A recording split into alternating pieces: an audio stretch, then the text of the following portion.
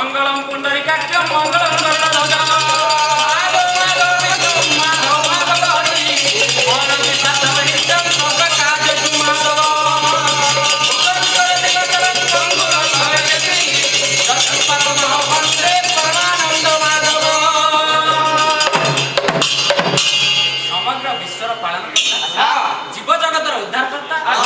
जगतर नाथ भगवान श्री विष्णु समस्त मंगल करंतु बोले आनंद डाक हरि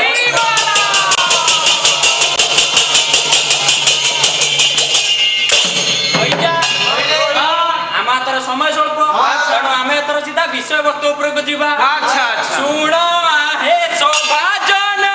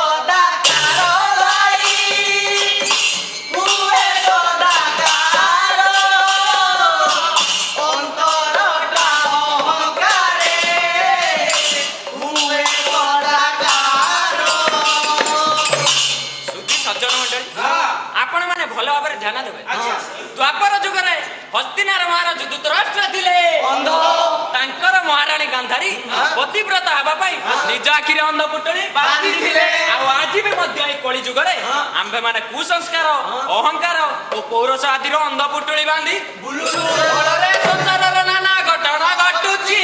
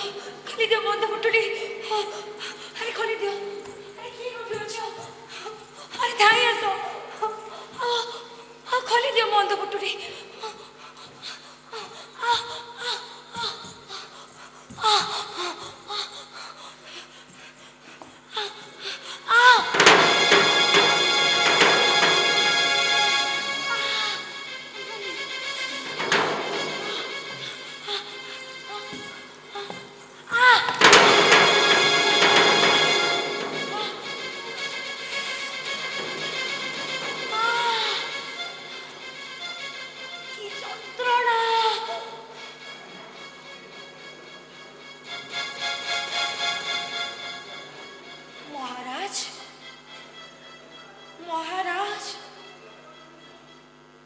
खोली दियंतु मो अंध पुटोली महाराज मो सह्य करि पारुनी महाराज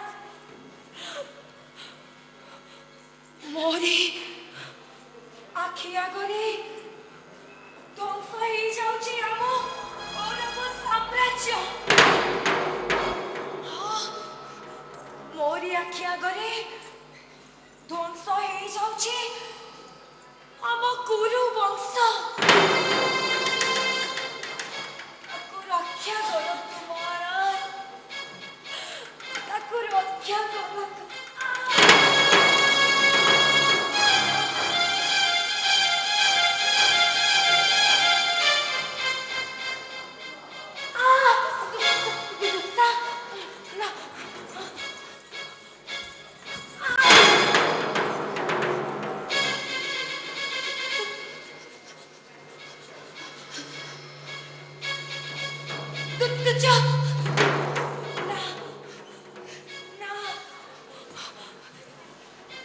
जण जण करी सत पुत्रर मृत्यु जड़े माए सहिबी किपरि मते भीषण जंत्रणार मुक्त करंतु महाराज मो पुत्र मानकु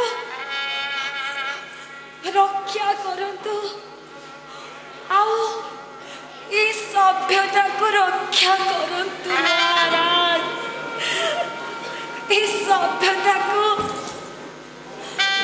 रक्षा करंतु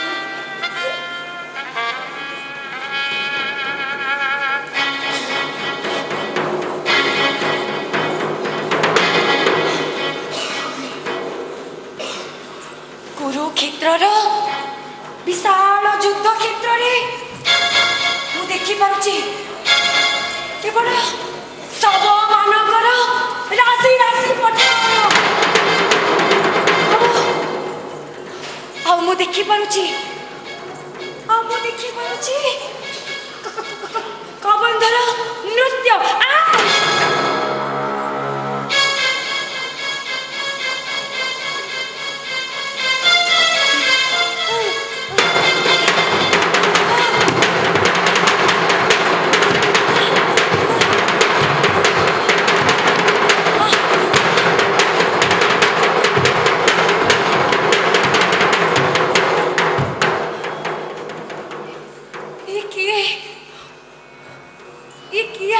महाराज ये मु कौन देखुची कि कोली आगमनर संकेत कोली आगमनर पूर्वाभास रक्षा करंतु मते महाराज मते रक्षा करंतु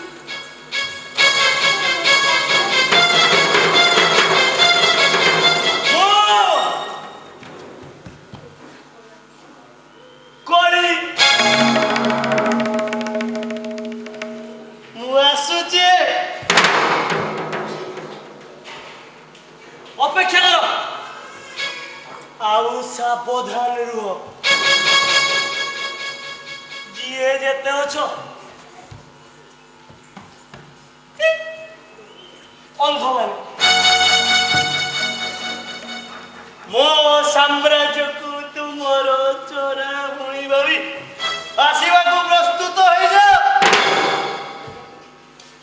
गामनारे अंध क्षमतार अंध अर्थर अहंकार गर्भरे अंध समस्त एकजुट हो जाओ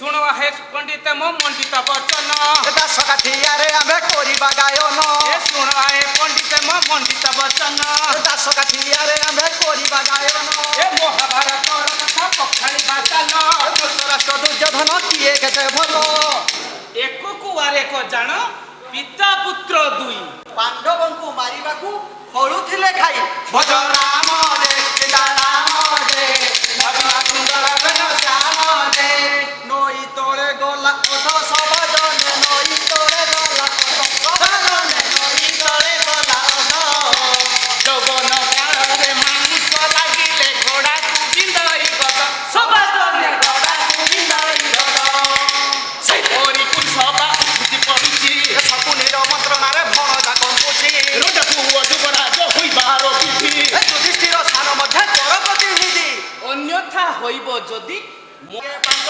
ସଭଜନେ ନଈରେ থাকে ପାଙ୍କ ସଭଜନେ ନଈରେ থাকে ପାଙ୍କ ବଂଶ ନାଶ ବେଳେ ଘୋଡ଼ା ମୁହାଁ ପୁଅ ଜନ୍ମ ହୋଇଛି ଦେଖ ସଭଜନେ ଜନମ ହୋଇଛି ଦେଖ ସଭଜନେ ଜନମ ହୋଇଛି ଦେଖ ଭଜ ରାମ ଦେ ସୀତା ରାମ ଦେ ନବୀନ ସୁନ୍ଦର ଘନ ଶ୍ୟାମ ଦେ ଭଜ ରାମ ଦେ ସୀତା ରାମ ଦେ ନବୀନ ସୁନ୍ଦର ଘନ ଶ୍ୟାମ ଦେ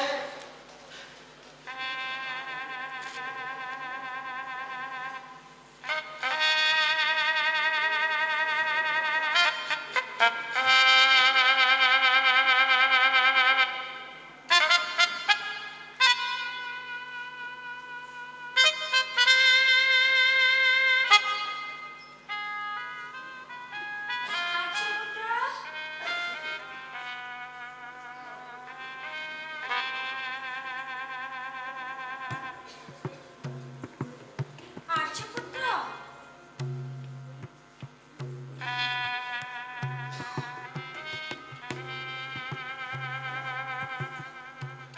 ଆର୍ଯ୍ୟପୁତ୍ର ମୋ ଡାକ କଣ ଆପଣଙ୍କୁ ଶୁଭା ଯାଉନି ଆର୍ଯ୍ୟପୁତ୍ର ନା ଆପଣ ମୋ ଆକୁଳ ନିବେଦନ ଶୁଣିବା ପାଇଁ ଚାହୁଁନାହାନ୍ତି କୁହନ୍ତୁ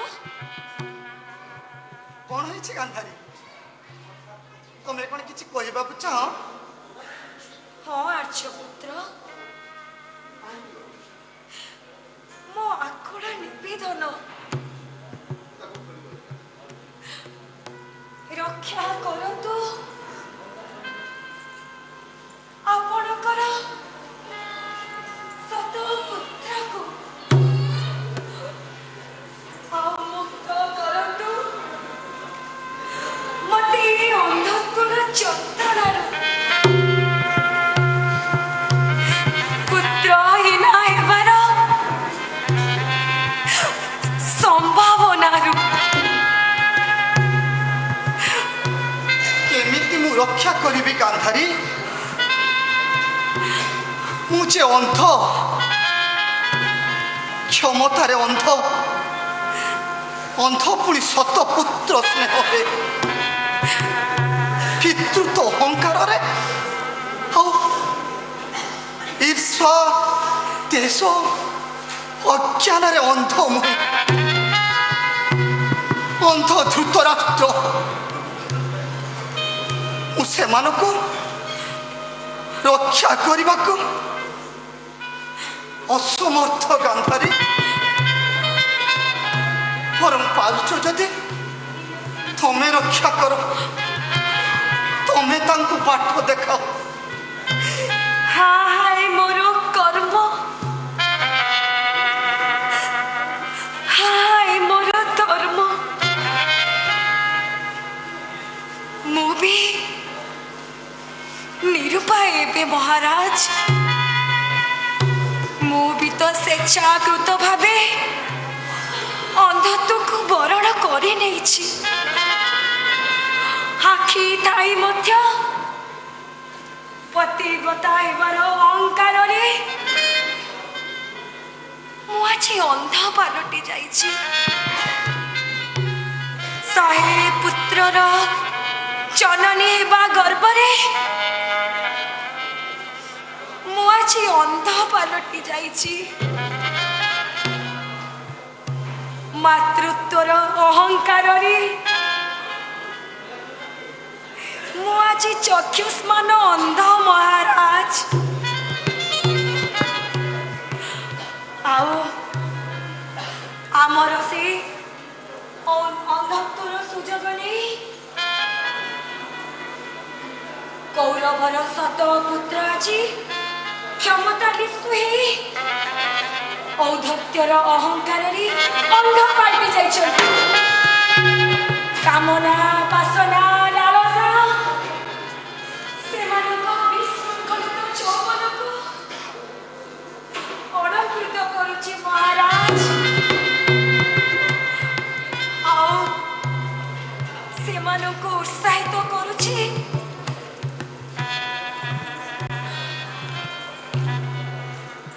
ଆମ ପୁତ୍ର ସ୍ନେହର ନିରବତା। ଆଉ ସେମାନଙ୍କୁ ସେ ଧ୍ୱଂସ ମୁଖରୁ ରକ୍ଷା କରିବା ଏବେ ଅସମ୍ଭବ ହେଇପଡ଼ିଛି ମହାରାଜ। ତହିଁରେ ପୁଣି କଳିର ଆଗମନ ଆମ ପାଇଁ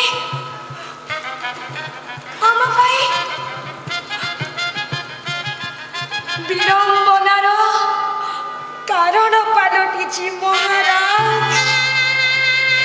ବିଡ଼ମ୍ବନାର କାରଣ ପାଲଟିଛି। ପିତାଶ୍ରୀ! ମାତାଶ୍ରୀ!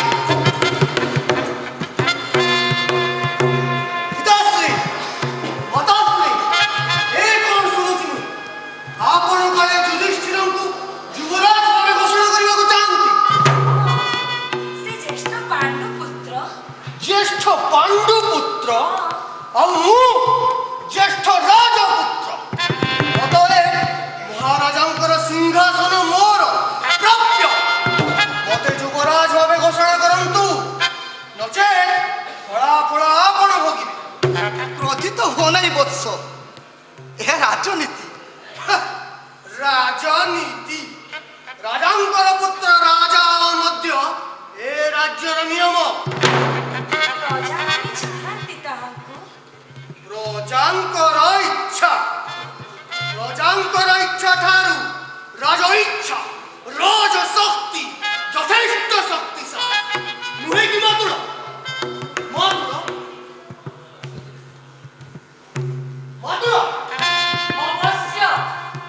ଅବଶ୍ୟ ତାହା ସତ୍ୟ। ପ୍ରଣାମ ଭ୍ରାତାଶ୍ରୀ, ପ୍ରଣାମ। ତଥାପି ତାଠାରୁ ଶକ୍ତିଶାଳୀ ଅସ୍ତ୍ର ଆମ ପାଖରେ ଅଛି। କଣ ସେ ଅସ୍ତ୍ର ଶୁଣେ? ଛଳନା, କୂଟନୀତି ଆଉ କପଟତା। ତଥାପି ମୋ ଅଧିକାର ନ୍ୟାଯ୍ୟ ଅଧିକାର ଦାବି କରିବା ପୂର୍ବରୁ ଅଧିକାର ପାଇବାର ଯୋଗ୍ୟତା ଅର୍ଜନ କରିବାକୁ ଚେଷ୍ଟା କର। ମାତାଶ୍ରୀ! ରାଜ କାର୍ଯ୍ୟ ଆପଣଙ୍କ ଅଧିକାରର ବାହାରେ। ମୁଁ ମହାରାଣୀ ଏ ରାଜ୍ୟର। ଗାନ୍ଧାରୀ, ସେ ଜ୍ୟେଷ୍ଠ ପୁତ୍ର, ତାର ଦାବି ମଧ୍ୟ ଯଥାର୍ଥ।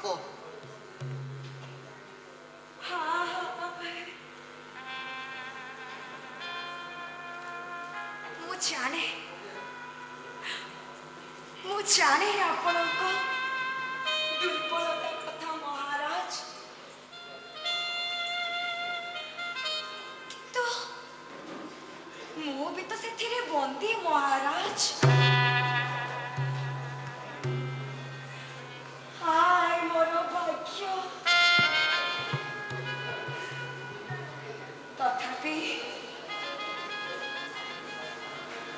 ତଥାପି ସାବଧାନ ଆର୍ଯ୍ୟପୁତ୍ର, ଉଚିତ ମନ୍ତ୍ରଣା ଦେଇ ଶାନ୍ତ କରନ୍ତୁ ପୁତ୍ରକୁ ନିଜର। ନଚେତ୍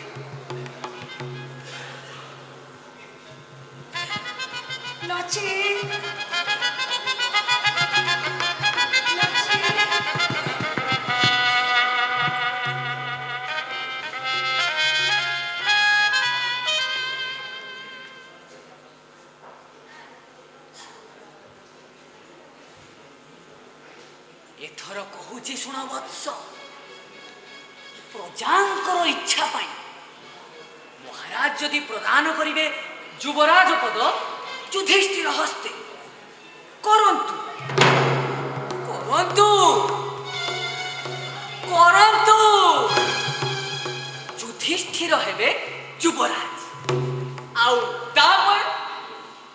तापरे आरंभ हब आम खेल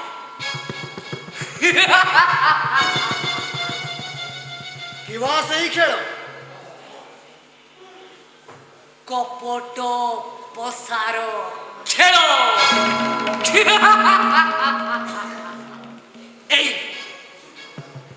मो कपट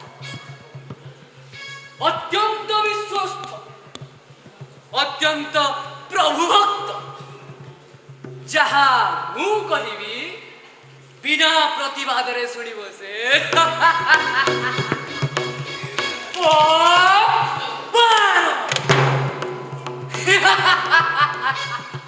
देखिलु देखिलु मनोजा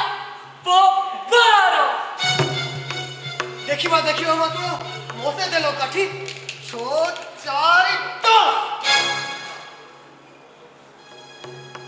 कहीं मतलब 6 4 10 कहीं ये तो 3 4 7 आसे मोटुलो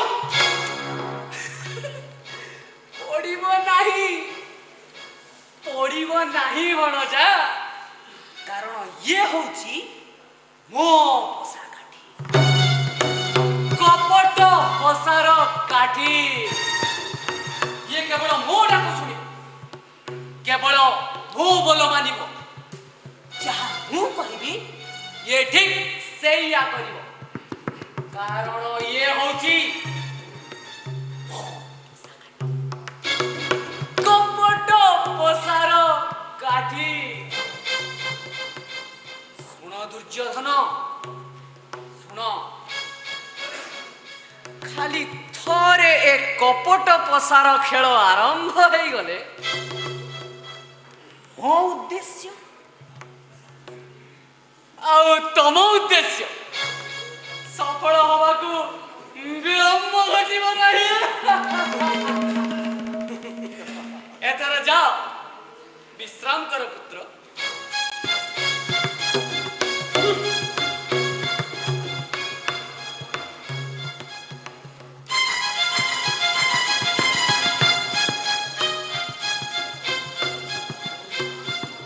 एथर आपण भी विश्राम करंतु भ्राताश्री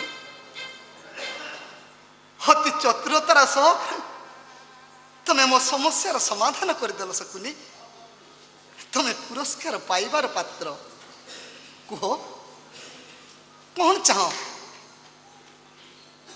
निसंकोचर व्यक्त कर आपणक कृपा भिक्षा छड़ा मोर आउ किछि इच्छा नहीं भ्राताश्री आपणक पारिषद भावे कौरव सभारे परामर्शदाता रूपे नियुक्त पाइबाटा ही मो पाई यथेष्ट